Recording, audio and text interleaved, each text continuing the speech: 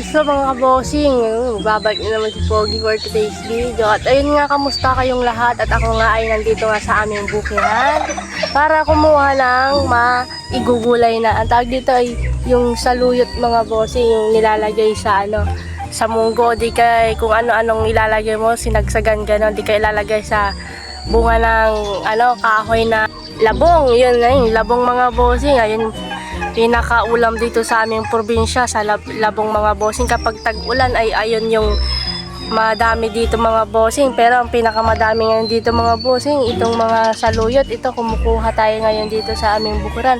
Lahat yan mga bossing, halos nandoon mga bossing ay saluyot yan mga bossing, kaya ito kumukuha tayo dito mga bossing. Bali yan, ginugunting ko nga lang kasi sasahog natin doon sa ating munggong giniluluto mga bossing. At ayun nga, kukuha muna tayo. Ito nga, guguntingin nga lang natin yan mga bossing. Oo, diba? Kahit dito sa probinsya ay kahit na wala kang pera, at least meron kang maigugulay mga bossing, kasi dito ay madaming nakatanim dito kung ano-ano yung matatanim mo dito mga bossing.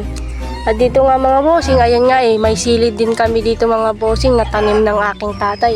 At dito naman ay tanim na talong mga bossing. Ayan nga, may talong diyan mga bossing, 'di ba? Talagang hindi ka dito magugutom sa probinsya mga bossing, kaso nga lang wala kang pera, at least meron kang nakakain, 'di ba? Napaka-solid dito sa probinsya mga bossing. Kung tayo taga Maynila ay wala, magugutom ka diyan mga bossing. Sobrang hirap ng buhay sa Maynila. Alam ko 'yun mga bossing, kasi nagtatrabaho dyan yung kuya ko sa Maynila mga bossing.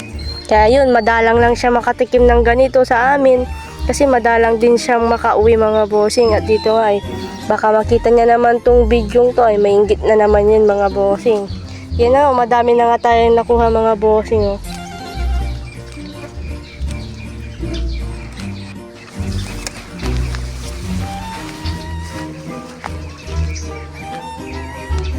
Dami na tayo nakuha mga bossing.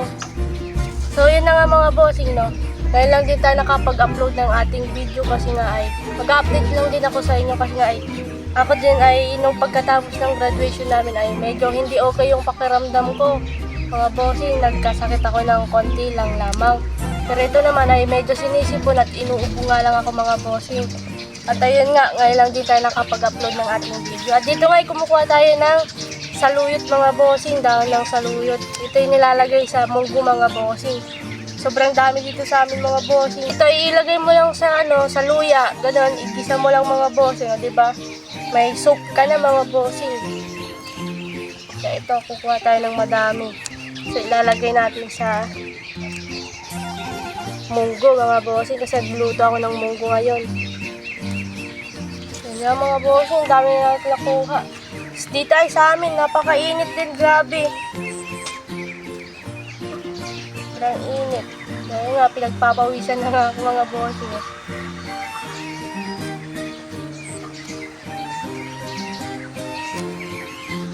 At ayun nga, no, mga bossing, kamusta ba kayong lahat?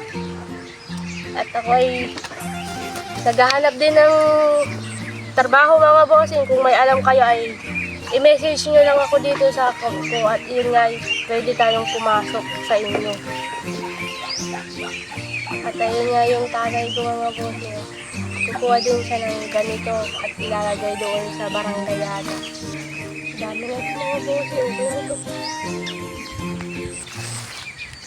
Dito na mga bossing ay kukuha rin tayo ng sili para isahog doon sa munggo, para naman lalong sumarap ang ating munggo. Ay grabe, nice naman yung mga sili niya, sobrang dami dito sa amin.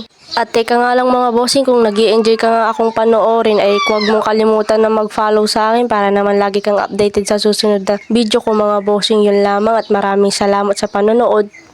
At dito nga mga bossing, ay ang asong yun ay talagang humiga na dyan sa may saluyot. Sinira na yung tanim tatay. At ayun nga, si tatay kumukuha ng saluyot din para ilagay dun sa barangay, kasi nagluluto din pala sila ng munggo dyan mga bossing. Ito yun nga, tapos na rin tayo kumuha ng daan ng saluyot mga bossing. Grabe naman yung pinagpapawisan tayo dyan. Ay, yun nga yung nakuha natin lahat mga bossing. Nakainit. At dito nga mga bossing, yung kinuha nating saluyot ay dali-dali ko na nga rin dyan hugasan para naman sobrang linis dyan kasi ay may putik-putik din yan mga bossing. Ayan nga, hinugasan ko ng ilang beses dyan mga bossing para naman wala yung putik-putik dyan kasi kapag ayan ay sumalo ay pangit yung munggo natin, mukhang putik na, char hindi ganun mga bossing.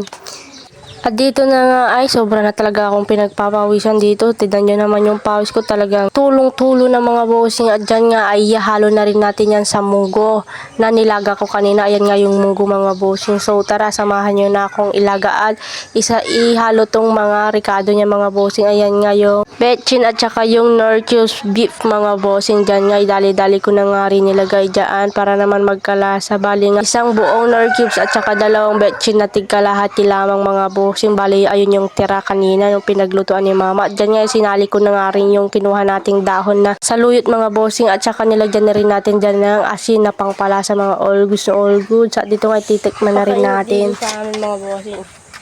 Kaya ito, titikman natin yung munggo na ating niluto.